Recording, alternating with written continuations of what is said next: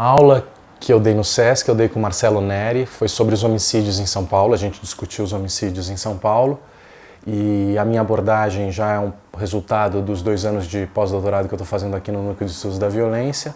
E um dos produtos desse pós-doutorado é um livro que eu escrevi para Springer, que vai sair em inglês ainda esse semestre, sobre os homicídios em São Paulo. A minha abordagem e a do Marcelo são diferentes. A minha abordagem tem um aspecto mais qualitativo, a do Marcelo trabalha mais com os dados de georreferenciamento aqui em São Paulo.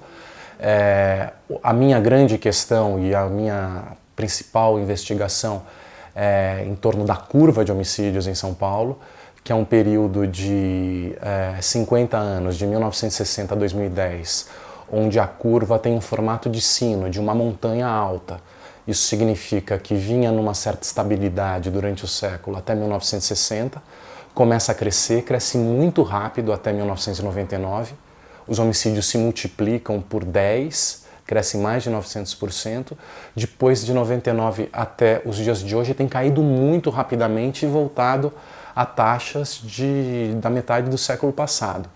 Então você tem um fenômeno comportamental aqui em São Paulo que é enorme e brusco e surpreendente, que me desperta curiosidade há muito tempo.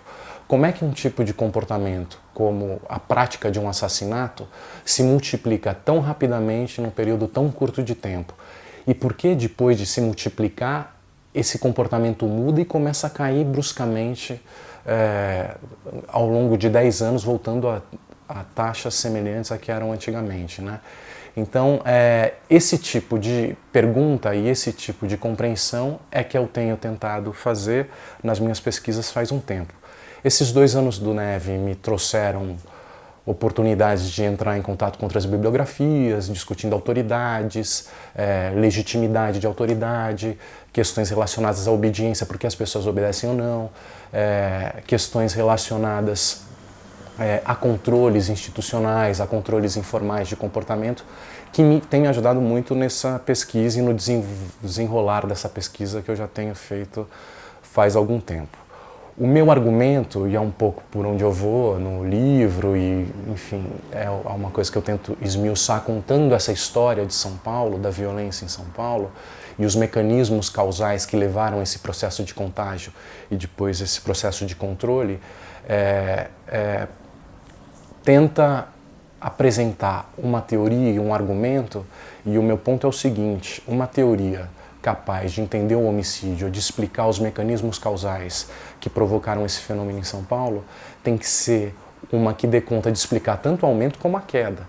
Os conceitos e as questões colocadas para explicar o aumento têm que aparecer também no momento de explicar a queda. Então, esse processo, na verdade, são 2 faces de uma mesma moeda. É um fenômeno sociológico, é quase uma febre, é um pulo, um salto de violência que vai e volta, que deve ser compreendido de uma forma única e faz parte de um mesmo processo a ser compreendido. Então, é por isso que eu foco nesse período e nessa curva, e eu acho que esse período histórico, para entender e para pensar os homicídios em São Paulo, é muito interessante.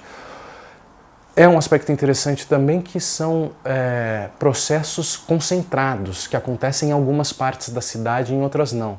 Então essa multiplicação dos assassinatos, ela ocorre em alguns bairros e não ocorre em outros. E esse controle, quando ele começa a acontecer a partir do ano 2000, ele ocorre em alguns bairros e não em outros. Então são bairros que nos anos 80, 90, a gente observava como se fossem comunidades e vizinhanças incapazes de controlar a violência, com dificuldade de controlar a violência, que a partir de 2000 são as que mais controlam a violência. Então existe esse aspecto super interessante também a ser identificado. Como é que se reverte isso, né? E outro aspecto interessante, ou seja, nesses bairros onde tinha maiores taxas de homicídios, são também os bairros que mais conseguem reduzir os homicídios depois de 2000 para frente.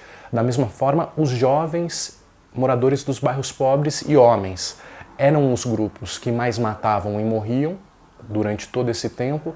Quando começa a cair, são os que mais reduzem também esse tipo de comportamento. É nesses grupos onde o homicídio mais cai. Então, isso tudo foi o que eu discuti lá no SESC.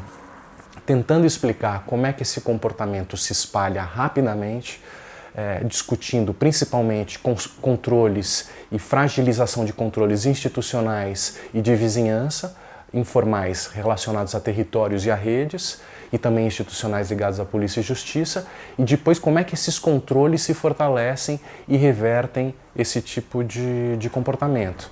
É fundamental no meu argumento até um pouco as narrativas relacionadas aos homicídios, como é que esse tipo de comportamento se justifica e quais são os grupos que agem em nome de determinadas narrativas ou em defesa de determinadas narrativas que defendem o extermínio e que defendem o próprio autoextermínio nas brigas territoriais que acontecem nos anos 80 e 90, e como é que essa narrativa se reverte e o homicídio passa a ser visto como algo a não ser praticado, principalmente para coibir o autoextermínio que acontecia nos anos 80 e 90, e como é que mecanismos de controle transformam essas ideias em ação.